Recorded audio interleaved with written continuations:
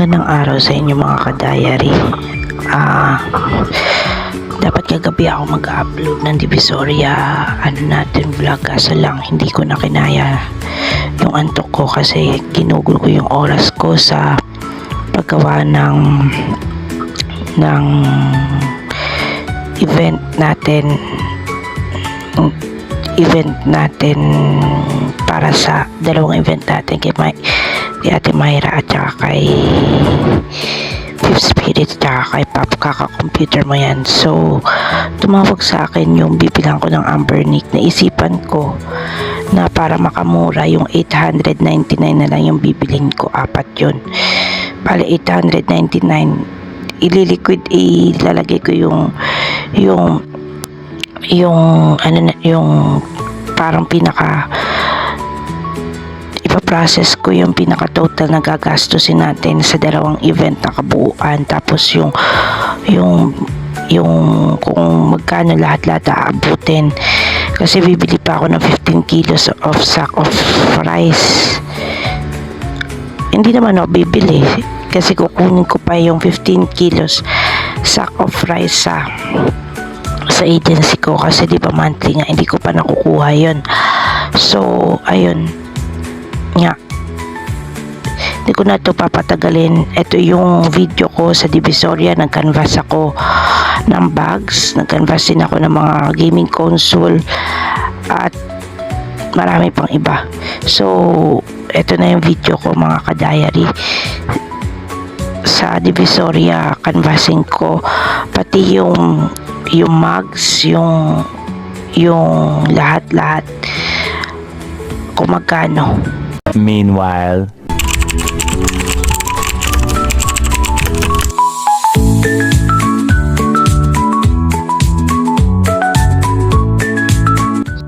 Painyo mga ka-diary, isip ko lang. Kukunin ko ngayon yung laundry. Nakakita ko ng gusto pa-edit. Ipapalabas ko kasi ngayon sa channel natin yung event na gagawin natin sa page ni Fifth Spirit at saka computer mo yan. So kanina hindi ko na-vlog, nagpa-laundry ako. Tapos ngayon magsi-CR lang ako. Tapos ka mag-CR, samahan niyo ako na pumunta sa laundry. Pagkatapos natin kunin yung damit ko, liligo lang ako. Tapos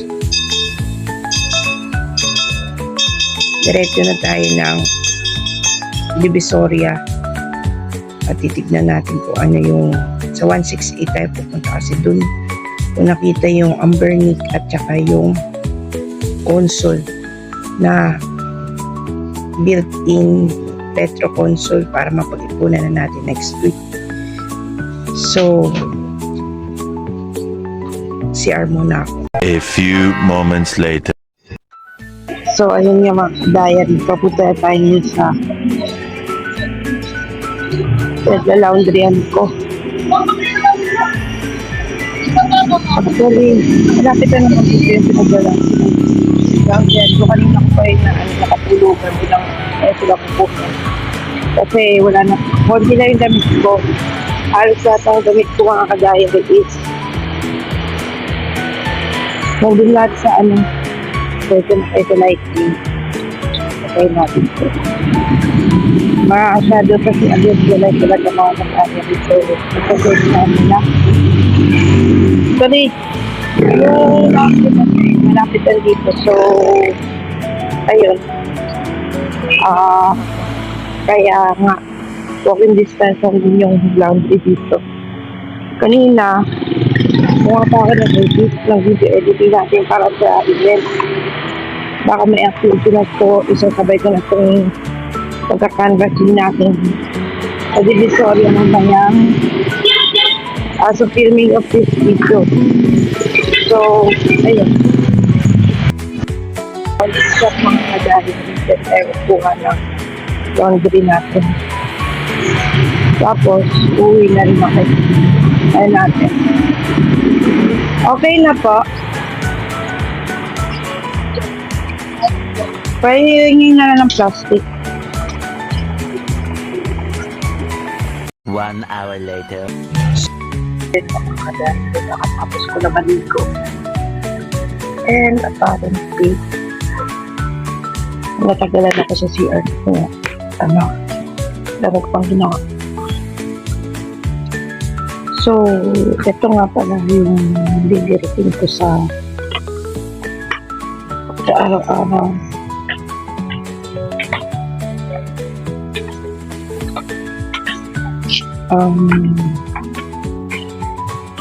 Wait. Ito pala daily routine ko yan. So, sabon na to. At yung binigay sa akin ng amo ko na sunblock. Ito kasi mga ka-diary yung sabon na to. Bali, 3 beses ko siya ginagamit sa isang araw. Minsan, bago matulog, pagkagising, pagkatapos pagkaliligo. Tapos, bago ako matulog. Tapos, ina-applyan ko siya ng cream. Nasabay ko yung cream na binili sa kalaan ko. Araw-araw yung daily routine ko. Yung sabon pala na yan, nabili ko yung sa online. Hindi yan yung, hindi yan yung beauty cream, beauty bar. Hindi, oatmeal soap kasi yan. Yung oatmeal soap kasi, proven tested ko na yung bata pa ako kasi nagkakati-kati ako. So, ayun, mild soap siya na made of oatmeal. So, ayun. Maganda siya sa mukha. Tamang kilikili sa mga may kate para mabilis matuyo yung mga kati-kati na sa katawan. Tapos, tignan nyo. Dati ang laki ng pagyawas ko dito eh.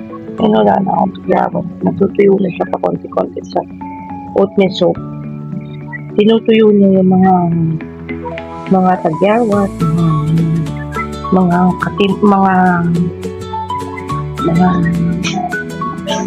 ano mo sa katawan.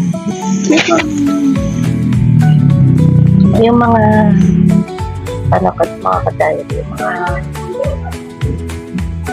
yung mga tawag din, yung mga sugat dahil sa kakamit yun, yung mga pekas. Ito naman ang binigay sa akin ng amo ko na pampahid. Sunblock daw eh. Ultra white sunscreen. Hickory Skin Essential. Ito yung nilalagay ko. Yan. Tapos kung maglagay ng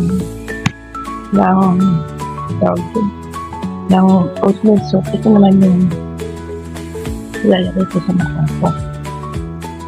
Hindi ko alam. Sunscreen to SPF 50.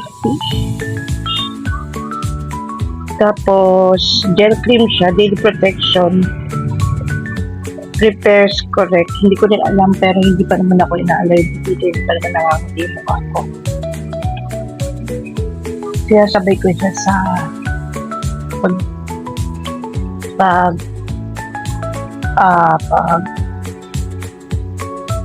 paggamit ko ng oatmeal soap. So, ready na. Maglalagay na ako ng pera dito. Kasi sa magkakanvas talaga tayo ng kabit. Tapos, pag nakapag-canvas na ako, uwi na rin tayo. Pero sa Friday, punta tayo ng Quiapo. Kasi Quiapo, ito yung babalik loob na tayo sa Quiapo. So magbubuk lang ako, balitaan ko na lang kayo. Nang balitaan ko na lang kayo. Pag nandun na tayo sa Quiapo. 2 hours later.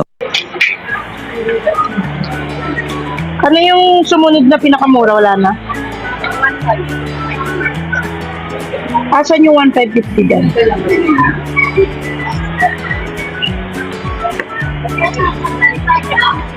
Ito, 1,550.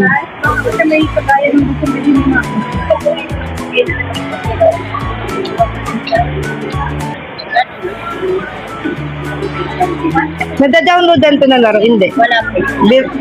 Built-in lang to.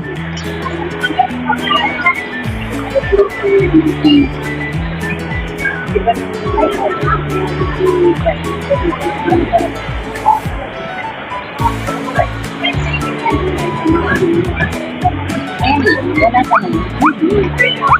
Kahit na rin na ano ng kaibigan. Yung matagal ng pulo.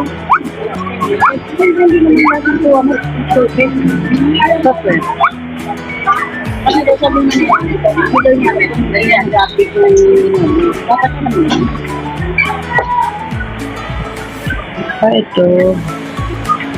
1,550 to. Last price niya. 1,500 or 3K. So, meron kayo yung ano, yung, ay, ito. Magkano naman to, miss? Yung ganito nyo. Yung classic nyo na yan.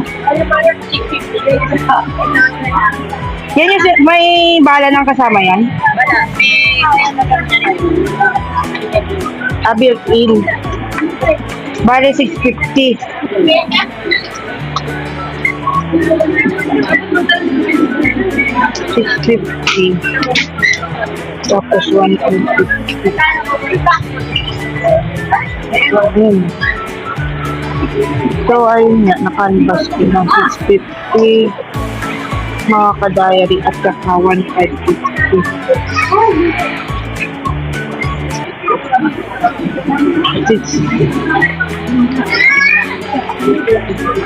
Yung 650 nyo na yan, miss.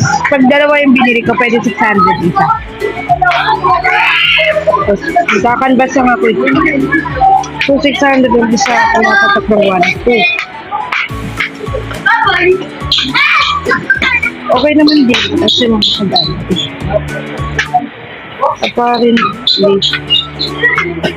yun na magkakanvas natin dito. Tapos, punta tayo dito. Ganap naman tayo ng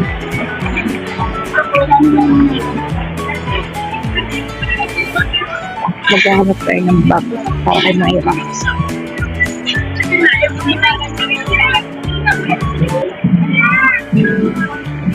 Part-time bag. Mura na ba sa buti? Bag ang hahanapin natin kay Myra. Hindi ka rin ng bag. Kasi mayroon natin dito. Ito. Ang ganda. Ano yun? Magkano yung ganito? Pwede siya maging shoulder bag? Maging body bag? Hindi. Shoulder mo. Saan yung pwede maging shoulder bag at saka body bag nyo na? Pwede maging bag na malaki. Oo, malaki. Malaki. Ito. Ayan. Ito. Magkano naman ganito? 1,600. 1,600. Pwede siya maging Sling. Sling Bag. bag. Pwede siya shoulder. ito para saan to? Design yan. Design niya to. Pwede lagay dito yung ano niya, yung tali. May tali na tong kasama. Meron na yan.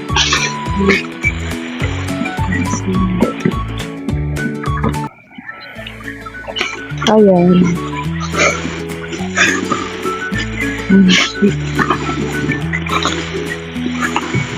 May libre na siyang ganito. May pouch. May pouch na siya. 1,600.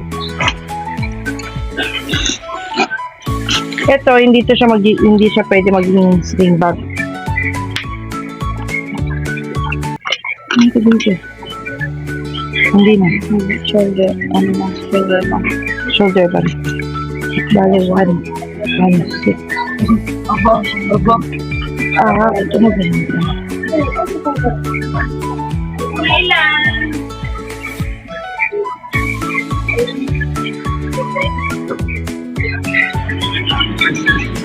So, 1.6. Tapos, bibili ko pa siya ng wallet. Kasi mahilig sa wallet ko. Sa dami.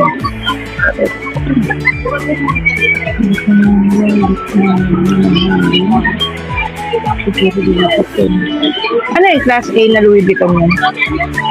Ha? Top breed. Meanwhile,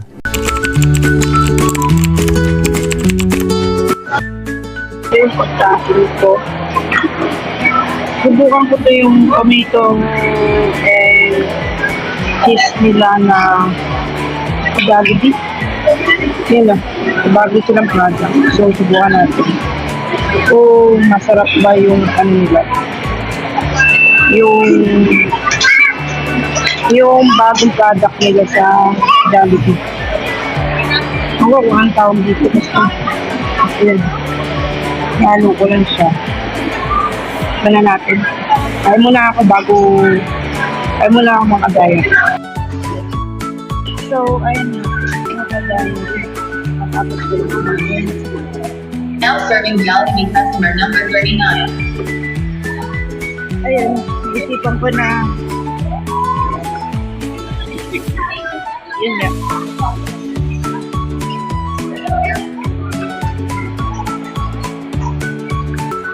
Wait.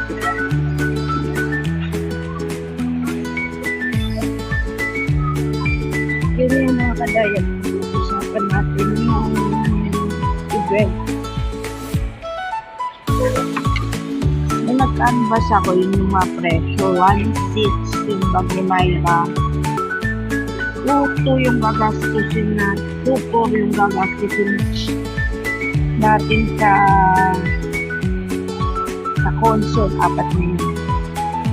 Katapos siguro maghahanda pa ako ng gagamitin natin. Wala naman din ng gagawin masyado. Kasi gusto talaga ni Myra na mag-camping na kasama. Sabi naman kasi dito sa Divisoria, pwede ka makatahan. Siguro, tatawaran ko na naman ng 1.5 na kayanin ko ng budget yun. Bali, 3.4 yung gagastusin lahat. Tapos, sa matitirang yung 3.9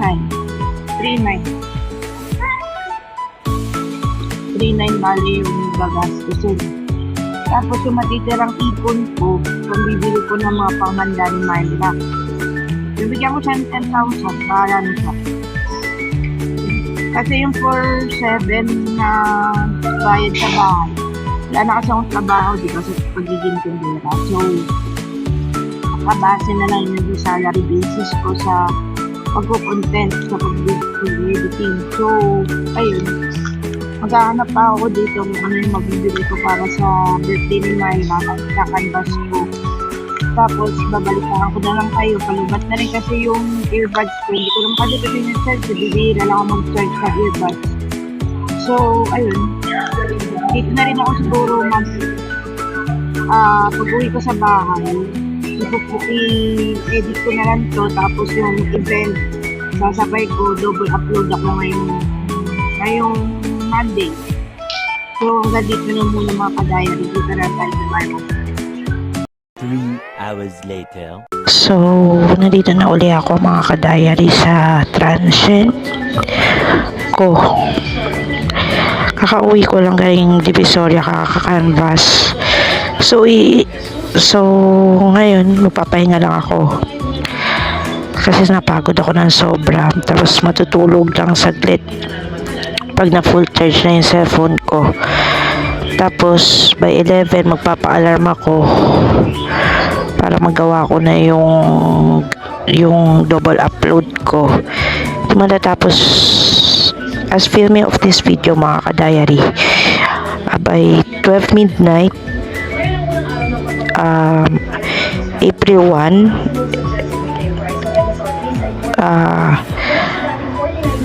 makakagawa na ako ng canvassing sa double event natin. So, abangan nyo na lang. Hanggang dito na